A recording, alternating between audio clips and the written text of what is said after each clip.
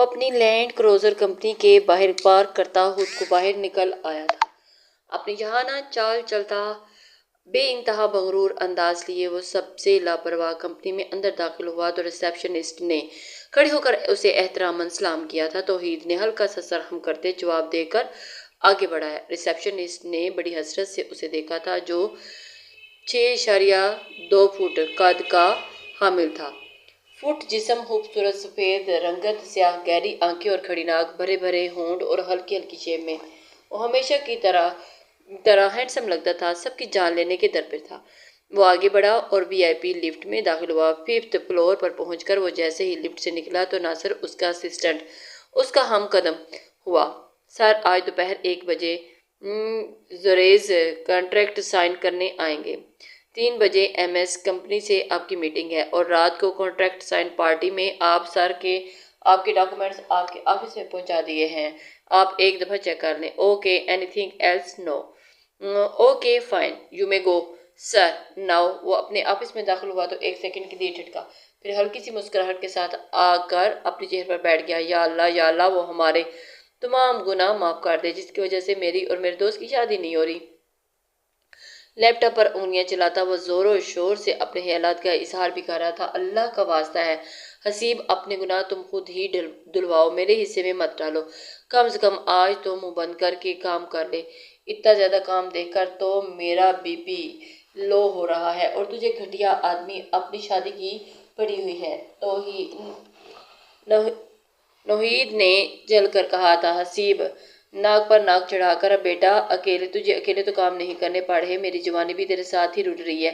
کاش، ہائے کاش کوئی اوپر سے ہی لڑکی ٹپک جائے، یہ بے نور زندگی کچھ تو خوش رنگ دکھا دے۔ حسیب کی جلتی زبان پر بریک، سر پر پڑنے والی بھاری ہاتھ کی ضرب لگائی تھی اور وہ غصے سے توحید کو دیکھنے لگا تھا جو ہاتھ پر پیپر ویٹ اٹھائے ہوئے اب خونخوار نگاہوں سے اسے گھور رہا تھا۔ کاش تو جیسا نمونہ پیدا کرنے سے پہلے انکل آنٹی کو منصوبہ بندی کا خیال آ گیا ہوتا۔ پہلے اپنے گھر کی جھانسی کی رانی کو تو ٹھکانے لگاؤ اور اس کے بعد کسی معصوم لڑکی کی زندگی تباہ کرنے کا سوچنا، اس سے پہلے کہ یہ خواب کی حقیقت ممکن نہیں۔ اس کے ذکر پر نوید نے اس کی آنکھیں ایک انوکھے احساس سے چمکنے لگی تھی جب حسیب سے چھپانے کو وہ منہ موڑ لیا تھا۔ یار وہ میرے دل کا ٹکڑا ہے، اس کے لیے میں لڑکی تو کیا اپنی پوری زندگی ختم کر لوں۔ اتنی چھوٹی سی تھی جب اماں نے اس کی ذمہ داری مجھے سونپی تھی، اپنے بچے کی طرح پالا ہے اسے میں نے، دن رات ایک کیے ہیں اس کے لیے۔ بہن نہیں ہے وہ، میری پوری دنیا ہے۔ حسیب کا لہجہ اپنی بہن کے ذکر پر محبت سے لبریز ہو گیا تھا، آنکھوں میں ہلکی سی نمی چھا گئی تھی اور لب مسکرا اٹھے تھے۔ جانتا ہوں درِ سمن تمہارے لیے کیا معنی رکھتی ہے، لیکن ایک نہ ایک دن تو اسے رخصت کرنا ہوگا نا۔ ایک بھائی ہونے کی حیثیت سے تمہارا فرض بنتا ہے کہ تم اسے اچھا سا لڑکا دے کر رخصت کرو جو تم سے زیادہ اسے پیار کرے اور اس کا خیال رکھے اور اس کا ساتھ نبھائے۔ نوید اپنی نگاہیں ادھر ادھر چراتا ہوا بولا، کہیں بے اختیاری میں اپنے دوست کے سامنے دل کا حال ہی نہ بیان کر بیٹھے۔ چاہتا تو میں بھی یہی ہوں کہ اسے کسی شہزادے کے ساتھ دعاؤں کی چھاؤں میں جلد از جلد رخصت کر دوں، لیکن تو جانتا تو ہے وہ کیسی ہے، میرے علاوہ ہر کوئی اس کے لیے بے اعتبار ہے اور کسی کو برداشت نہیں کرتی، یہاں تک کہ تجھے بھی اس کی کتنی بار بے رخی برداشت کرنی پڑی۔ حسیب نے بے چارگی سے اپنا ماتھا مسلا تھا تو وہ اسے نوید کے لیے لب بے ساختہ مسکرا اٹھے تھے۔ وہ پل یاد کر کے وہ مسکرا دیا تھا جب اسے حسیب کے ساتھ دوستی کی قیمت چکانی پڑی تھی، درِ سمن کی کڑوی کسیلی باتوں کو کئی بار برداشت کرنا پڑا تھا، صبر کا گھونٹ پینا پڑتا تھا۔ طفیل قاسم ذرا عیاش قسم کے فطر کا مرد تھا اور باپ کی دولت اور بے جا آزادی نے اس کا دماغ کچھ زیادہ ہی خراب کر کے رکھا تھا۔ باہر ممالک میں کئی سال اکیلے رہنے پر اب وہ بالکل ہاتھوں سے نکل چکا تھا اور جب پاکستان لوٹا تو قاسم نے ایک شریف لیکن ایک چھوٹے سے گھرانے کی لڑکی کو دیکھتے اپنے عیاش بیٹے کی شادی کر دی۔ طفیل کو اس بات سے کوئی مسئلہ نہیں تھا، عزت دار گھرانے کی خوبصورت بیوی مل رہی تھی جو کہ ان کے نیچے دب کر رہتی، ان کو اور کیا چاہیے تھا۔ ان کی ضرورت پوری کرنے کے لیے ایک سے بڑھ کر ایک عورت موجود تھی اور خوبصورتی تو ویسے بھی ان کی خاندانی وراثت تھی۔ طفیل کو اپنی رنگ انگریز دوست سے محبت ہو گئی تھی تو انہوں نے باپ کے فیصلے سے انحراف کہ لیزا سے دوسری شادی کر لی۔ قاسم صاحب کو بہت غصہ آیا تھا لیکن اکلوتے بیٹے کی محبت میں وہ چپ ہو کر رہ گئے تھے۔ لیزا اور سارا ایک گھر میں رہتی تھی اور توفیل اور لیزا کے بے شرم مناظر، بے باک حرکتیں، آئے دن پارٹی، شراب یہ سب دیکھ کر سارا دن رات روتی رہتی، اور غریب گھر سے تھی، چھوڑ کر جاتی تو بھی کیسے، اس لیے دن رات اپنے رب سے انہیں کی ہدایت کی دعائیں ہی کرتی تھی۔ 1 سال کے بعد ان کے گھر میں حسیب پیدا ہوا تھا۔ سارا کو لگا کہ شاید باپ بننے کے بعد وہ ٹھیک ہو جائیں گے، لیکن توفیل کی ویسی ہی حرکتیں تھیں۔ وقت گزرتا رہا۔ قاسم صاحب جب کچھ چھوڑتے دنیا سے چلے گئے تھے تو اب توفیل کو مزید آزادی مل گئی تھی۔ حسیب بڑا ہو رہا تھا اور اپنے باپ کے نقشے کا یہ رویہ بغور دیکھتا تھا، شراب نوشی، عورتوں کے ساتھ میل جول۔ ماں کے ساتھ اب وہ بھی صبر کے دامن اور ضبط سے ماں باپ کی ان حرکتوں کو برداشت کرتا رہا۔ حسیب کی پیدائش کے 8 سال کے بعد دورِ سمن پیدا ہوئی تھی۔ توفیل کا رویہ سارا بیگم کے ساتھ بے انتہا برا ہو گیا تھا۔ وہ ان کے پاس آتے، مار پیٹ کر کے اور رات گزار کر چلے جاتے۔ حسیب کے اندر ہی اندر یہ سب دیکھ کر ایک آگ تھی جو بھڑک رہی تھی۔ اسے اپنے باپ سے نفرت محسوس ہونے لگی تھی۔ دورِ سمن کی پیدائش کے ٹھیک 1 سال کے بعد سارا بیگم کا وصال ہو گیا تھا اور اس کے 2-3 دن تک تو توفیل صاحب کو علم ہی نہ ہوا۔ 9 سالہ حسیب کو 1 سالہ کی دورِ سمن کو سنبھالنا مشکل ہو گیا تھا۔ 2 دن بڑی مشکل سے گزرے تھے کہ تیسری ہی رات دونوں پر قیامت ٹوٹ پڑی، اور اس رات تو توفیل نے انتہا ہی کر دی۔ وہ اپنے عیال دوستوں کو گھر لے آیا اور حسیب کے دروازے پر کھٹپٹ محسوس ہوئی تو اس نے خوف کے مارے دورِ سمن کو الماری میں چھپا دیا تھا، اور خود باہر آیا تو توفیل تھے۔ اسے تھوڑا سا سکون محسوس ہوا۔ تبھی ان کے پیچھے 3 آدمی بھی اندر داخل ہوئے تھے، ساتھ 2 عورتیں بھی تھیں۔ وہ سب دیکھ کر وہ شراب میں ٹن لگ رہے تھے۔ توفیل نے اتنی زیادہ پی ہوئی تھی کہ وہ صوفے پر گرتے ہی بے ہوش ہو گئے تھے، اور ان کے باقی تینوں دوست آنکھوں میں ہوس لیے عورتوں کے ساتھ وہی اپنی شرمناک حرکتیں کرنا شروع کر دی تھی۔ تو حسیب شدید خوفزدہ ہو گیا تھا۔ اس نے بھاگنے کی کوشش کی تو ان میں سے ایک نے آگے بڑھ کر حسیب کو بازوں میں دبوچ لیا تھا۔ ارے کہاں بھاگ رہا ہے تو بھی، تو مزے لے، وہ شیطانیت سے بولا، اور پھر اس رات حسیب کو اتنا مارا کہ اس کے سامنے وہ شرمناک حرکتیں کی اور اس کی دردناک چیخیں ہر طرف گونجنے لگی تھی۔ وہ چیختا چلاتا بلک بلک کر روتا رہا، لیکن اس کے باوجود اس کا باپ قریبی صوفے پر پڑا رہا۔ ان 3 درندوں نے مل کر اس معصوم کو بری طرح سے روند ڈالا، اور وہ بری طرح سے تڑپ رہا تھا، جس کے نشانات بڑے ہونے کے بعد بھی اس کے جسم پر اب بھی موجود رہے تھے۔ صبح کے وقت ان کی ملازمہ، جو کہ ایک بیوہ عورت تھی، کوارٹر سے آئی تو سب سے پہلے بچوں کی خبر لینے اندر آئی تھی، لیکن اندر حسیب کو ادھیڑی حالت میں فرش پر پڑے دیکھ کر تو ان کی چیخیں ہی نکل گئی تھیں۔ جسم بری طرح سے زخمی تھا اور اندر سے کہیں دورِ سمن کے رونے کی آواز بھی آ رہی تھی، لیکن وہ سمجھ نہیں پا رہی تھی۔ حسیب کی حالت پر سکتہ زدہ تھی۔ وہ تینوں درندے عورتوں کے ساتھ فرار ہو چکے تھے، اور انہوں نے تیزی سے آگے بڑھ کر حسیب کو اپنی چادر میں لپیٹا، اور پیچھے سے گارڈ نے پولیس کو بلا لیا۔ ملازمہ نے اندر سے جیسے تیسے دورِ سمن کو ڈھونڈا۔ الماری کے بند رہنے کے باعث اس کو سانس لینے میں کافی تکلیف ہو رہی تھی۔ وہ دونوں بچوں کو لے کر فوراً ہسپتال چلی گئی تھی۔ دونوں کا علاج کرایا۔ دورِ سمن تو ٹھیک ہوگی، لیکن جب حسیب کا کافی عرصہ علاج چلتا رہا، اس کے زخم بھرنے میں وقت لگا۔ پھر وقت گزرتا گیا اور توفیل کو معلوم نہیں تھا کہ دونوں بچے کہاں ہیں۔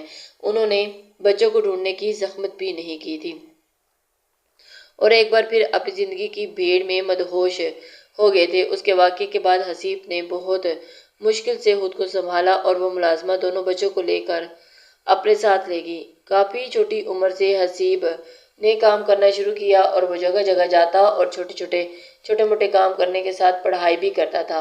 وہ ایک قابل ذہین اور محنتی بچہ تھا، جسے دیکھ کر استاد اور قریبی جاننے والے بھی اس کی ہر طرح سے مدد کرنا شروع کی تھی، اور دل لگا کر پڑھائی کرنے کے بعد محنت سے کام کرنے کے ساتھ ساتھ اپنی چھوٹی بہن کو بھی پال رہا تھا۔ بیوہ ملازمہ بانو، جن کا اب ان معصوم بچوں کے سوا کوئی نہیں تھا، انہوں نے حسیب اور دورِ سمن کو اپنے سینے سے لگا لیا، اور وہ بھی انہیں ماں کی طرح سمجھتے۔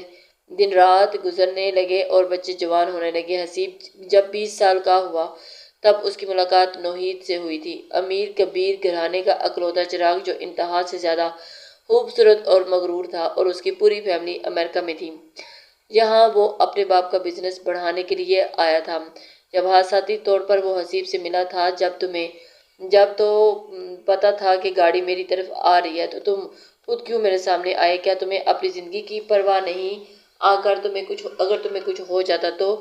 نوحید نے ایک بڑی سی شاپ سے نکلتا ہوا گاڑی کی طرف بڑھ رہا تھا، تبھی ایک بڑا سا ٹرالا اس کی طرف بڑھا تھا، اور اس سے پہلے کہ وہ تیز رفتار ٹرالا نوحید کو کچلتا ہوا چلا جاتا، تبھی حسیب بھاگ کر آتا اور اسے ایک طرف دھکا دیتا اور خود سامنے آ گیا۔ خوش قسمتی سے اسے سر اور ہاتھ پر ہلکی پھلکی چوٹیں آئی تھی، لیکن حادثہ اتنا خطرناک تھا کہ اس کی جان بھی جا سکتی تھی۔ سر، زندگی موت تو اللہ کے ہاتھ میں ہے۔ میں اپنی آنکھوں کے سامنے کیسے کسی کو مرتا ہوا دیکھ سکتا تھا، اس لیے بنا اپنی جان کی پرواہ کیے میں سامنے آ گیا۔ حسیب درد بھری سسکی لیتا اٹھ کر بیٹھا تو نوحید بے ساختہ آگے بڑھ کر اسے تھام گیا۔ وہ مغرور شہزادہ جو بڑے سے بڑے انسان سے بات کرنے میں بھی اپنی توہین سمجھتا تھا، اس وقت اس کا دل حسیب کے لیے پگھلا تھا اور وہ آہستہ سے اس کے سینے سے لگا۔ تھینک یو حسیب، ایک دم سے اس نے حیران رہ گیا تھا۔ بے شک وہ لڑکا اس کا ہم عمر ہی تھا، لیکن بہت خوبصورت اور دلکش تھا۔ قیمتی برانڈڈ کپڑے، جوتے اور خوبصورت نئے نقش، اونچا قد اور خاص بات، وہ حسیب کے سامنے کئی زیادہ مضبوط اور ہینڈسم تھا، اور اس کے جسم سے آتی ہوئی پرفیوم کی دل فریب خوشبو حسیب کو شرمندہ کر رہی تھی۔ معاف کیجیے گا سر، آپ کے کپڑے خراب ہو جائیں گے۔ حسیب اسے خود سے دور کرنے کی کوشش لیے پھیکی سی مسکراہٹ سے بولا تھا، تو نوحید نے اسے کاندھے سے تھام کر خود سے لگا لیا تھا۔ دوستی میں نو سر اور نو سوری، اور تکلف تو بالکل بھی نہیں، نوحید دوستانہ انداز میں چہک کر بولا تو وہ حسیب حیران رہ گیا تھا۔ میرا نام نوحید سلیمان شاہ ہے اور اب سے تم میرے سب سے اچھے دوست ہو، اور تم نے میرا دل جیت لیا یار۔ آج سے پہلے میں نے سب کو اپنے سامنے زبان ہلاتے اور میری دولت کے پیچھے بھاگنے والا مطلب بھی دیکھی ہے، لیکن تم جیسا بہادر اور غیرت مند انسان میں نے نہیں دیکھا۔ تم سچ میں قابل تعریف ہو۔ کیا میرے دوست بنو گے؟ نوحید کے محبت بھرے اصرار پر وہ حسیب شرمندگی سے سر جھکا گیا تھا۔ میں آپ کی دوستی کے قابل نہیں ہوں سر، آپ میں اور مجھ میں زمین آسمان کا فرق ہے۔ حسیب کے واضح الفاظ پر تو نوحید کے چہرے کی چمک دھیمی پڑ گئی تھی۔ سچی دوستی میں اونچ نیچ اور امیری غریبی کا فرق نہیں دیکھتی، یہ سچی وفاداری اور مخلصی دیکھتی ہے، جو میری آنکھیں تمہیں دیکھ کر پہچان چکی ہیں۔ لیکن تمہیں دیکھ کر لگتا ہے کہ تم بھی اچھے گھرانے سے ہو اور بس قسمت کے ہاتھوں لٹ بیٹھے ہو۔ نوحید کا اتنا صحیح اندازہ لگانے پر حسیب بے یقینی سے اسے دیکھنے لگا تھا، اور پھر اس دن حسیب نے اپنی ساری زندگی کی ساری کڑوی سچائی اسے صاف صاف بتا دی تھی، جسے سن کر نوحید کا دل اس کے لیے غم سے بھر گیا تھا۔ اب سے تم اکیلے نہیں ہو حسیب، میں تمہارے ساتھ ہوں۔ اور نوحید نے ایک بار پھر اسے گلے سے لگا لیا تھا۔ چلو میں تمہیں گھر چھوڑ دوں، اور ہاں، بالکل بھی تمہیں انکار کرنے کی ضرورت نہیں، اب سے تم یہاں وہاں کہیں کے لیے دھکے نہیں کھاؤ گے۔ اب سے تم میرے ساتھ میری کمپنی میں کام کرو گے۔ تمہیں لینے کے لیے میں گاڑی بھجواؤں گا، نوحید نے خوش دلی سے کہا تھا تو وہ حیران رہ گیا۔ حسیب بھی اس کے کاندھے پر ہاتھ رکھتا ہوا مسکرا دیا تھا۔ اسے اس بات کی بہت خوشی تھی۔ اسے چھوڑنے کے لیے گھر آیا اور بیل بجانے پر دروازہ کھلا۔ 12 سال کی بہت پیاری سی دو چٹیاں، ہرنی جیسی آنکھوں اور لمبے بالوں کی دو چٹیاں باندھے اس نے معصوم سی لڑکی کو دروازہ کھولتے دیکھا تو نوحید کو لگا کہ جیسے جنت کی کوئی معصوم سی پری زمین پر اتر آئی ہو۔ وہ گمسم سی اس پری کو دیکھنے لگا اور اگلے ہی پل بھونچکا سا رہ گیا تھا۔ بھائی، وہ پری اتنی زور سے چیخی کہ نوحید کے طوطے اڑ گئے اور وہ ہوش میں آتا آنکھیں پھاڑے اسے دیکھنے لگا تھا۔ ہائے اللہ جی، میرے بھائی کو کیا ہو گیا؟ بانو اماں جی جلدی آئیں، دیکھیں بھائی کتنی چوٹیں لگی ہیں، ہائے میرے بھائی کو۔ وہ ایک دم سے آنکھوں میں آنسو بھرے نوحید کو زور سے دھکا دیتے ہوئے حسیب کو سنبھالتے آہستہ سے اندر لانے لگی تھی اور اس کی جانب دیکھنے لگی۔ حسیب بیچارہ پریشان، ہکا بکا، کچھ شرمندہ سا نوحید کو دیکھ رہا تھا، جو چھوٹے سے پیکٹ میں بڑا سا دھماکہ دیکھ کر حیران رہ گیا تھا۔ اور ایسی افلاطون آفت برداشت کرنے کی سکت صرف حسیب میں تھی۔ کس نے کیا آپ کا یہ حال؟ بتائیں، اس کی ہڈی پسلی ایک کر دوں گی۔ اور اس کی جس میں میرے بھائی کو ہلکی سی چوٹ پہنچانے کی کوشش کی تھی، جس نے میرے بھائی کوشش کی، جانتا نہیں ہے وہ کس سے پنگا لے لیا۔ اس نے درسمن ہے، نام درسمن ہے، میرے خاندان کی چٹی کا دودھ یاد دلا دوں گی۔ وہ ہاتھ نچا نچا کر غصے سے بھری بولتی رہی اور وہیں حسیب کی بیچاری نظریں پھیکے چہرے کے ساتھ اب تک کھڑے نوحید پر تھی۔ اس نے تھوک نکلا، اگر اس جھانسی کی رانی کو پتہ چل گیا کہ میں اس کے بھائی کی حالت کی ذمہ دار ہوں تو یہ تو مجھے جان سے مار دے گی۔ نوحید ماسے پر آئے پسینے کو صاف کرتا ہوا میں چلتا ہوں حسیب، تم اپنا خیال رکھنا، کل ملتے ہیں، وہ آہستہ سے بولا، اور تبھی درسمن کی توجہ اس پر گئی تھی جس پر وہ اب تک لا تعلق تھی، اور اس نے گھوم کے جانچتی نظروں سے اسے گھورا تھا۔ یہ محترم کون ہے؟ ہاں بھائی، آپ کی تعریف، اور اس نے تھانے دار کے سے انداز میں آنکھیں چھوٹی کیے ہوئے اس کا اچھے سے جائزہ لیا اور جیسے وہ کوئی مشکوک ہو۔ سمو، یہ ہمارے مہمان ہیں، میرے بہت اچھے دوست، انہوں نے مجھے ہسپتال پہنچایا اور اب کل میں ان کے آفس میں کام کروں گا۔ حسیب نے نوحید کی حالت دیکھ کر جلدی سے اس کا تعارف کروایا تھا اور جو ڈرا ہوا لگ رہا تھا، یہ اچانک کہاں سے آپ کا دوست ہوا، نمودار ہو گیا۔ آپ تو کہتے تھے کہ سمو، تو ہی میری دوست اور تو ہی میری دنیا ہے، تو یہ میرا سب کچھ ہے، اور آج آپ نے پلٹی کھا لی ہے آپ کے اس دوست کی۔ تو میں درسمن صدمے سے بولتی ہوئی جیسے پلٹ کر تو ہی نوحید پر چپٹنے کو ہوئی تو دیکھا تو بیچارہ دروازے سے بھاگ رہا تھا۔ چھوڑوں گی نہیں میں آپ کے اس نینے والے دوست کو۔ ہوں، آرام کریں، میں آپ کے لیے کچھ کھانے کے لیے لاتی ہوں۔ منہ لہراتی ہوئی وہ اٹھ کر کچن کی طرف بڑھ گئی تھی تو حسیب نے منہ پر ہاتھ پھیرتے ہوئے بلا کے ٹل جانے کا شکر ادا کیا تھا، اور اگلے دن حسیب اچھے سے تیار ہوا۔ ناشتے کی ٹیبل پر آتے ہی درسمن یونیفارم پہنے اسکول جانے کے لیے تیار ہو کر بیٹھی تھی، ناشتہ کر رہی تھی۔ میری پیاری گڑیا، حسیب نے اس کے سر پر پیار کیا تو وہ منہ بناتی ہوئی اٹھ کھڑی ہوئی تھی، اور درسمن بیٹا، بھائی کو تو ناشتہ کر لینے دو۔ بانو اماں اسے اٹھتا دیکھ کر بولی، تو رہنے دیں بانو اماں، لڑکا ہاتھ سے نکل چکا ہے، کل آپ دیکھیں ان کے اور اس امیر کبیر نخرے نازک مزاج دوست کو وہ کھلا دے گا انہیں شاہی ناشتہ۔ اب انہیں ہمارے گھی والے پراٹھے کہاں اچھے لگیں گے۔ وہ دیکھ حسیب کو رہی تھی لیکن بات بانو اماں سے کر رہی تھی۔ حسیب نے مسکراتے ہوئے درسمن کی جانب دیکھا تھا، وہ جو اسے بات پر باتیں سنا رہی تھی، اور حسیب مسکراتا ہوا اپنی بہن کی بات سن رہا تھا۔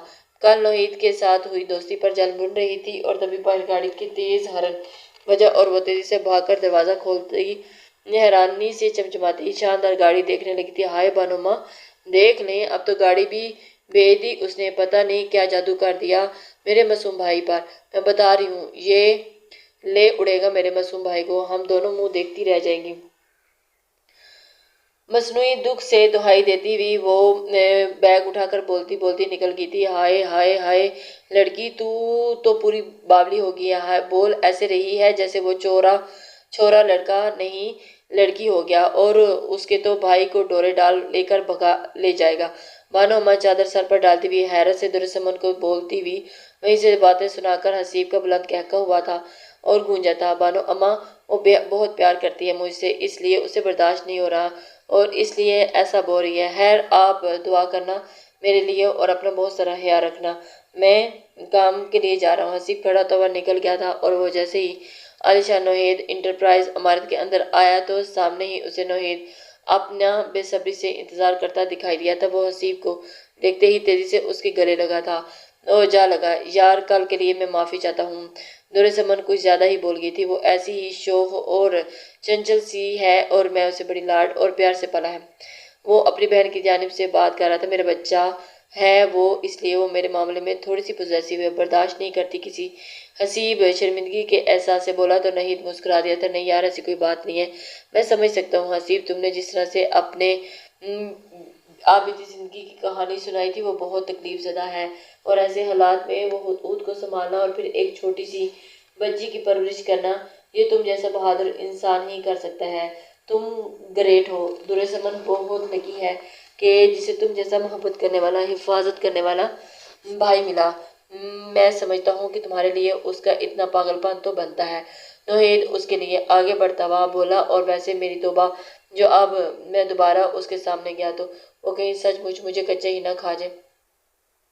اس پر دونوں زور سے ہنستے ہوئے آگے بڑھ گئے تھے، اور وقت تھوڑا اور آگے بڑھا تو نوحید کے ہاتھ نوحید کے ہاتھ تھامنے کے لیے اور دوستی جیسے مضبوط رشتے کو پا کر حسیب کی تو زندگی ہی بدل گئی تھی۔ وہ دن رات ایک کیے محنت اور لگن کے ساتھ اس کے بزنس کو آگے بڑھانے کی وہ اس کی مدد کرنے لگا تھا، اور دونوں کی سخت محنت اور سے ان کا بزنس تھوڑے سے وقت میں اتنا بڑا اور کامیاب ہو گیا تھا کہ ملک بھر میں ایک پہچان پا گیا تھا۔ بزنس کے ساتھ ساتھ ان کی دوستی بھی مضبوط ہوتی چلی گئی تھی۔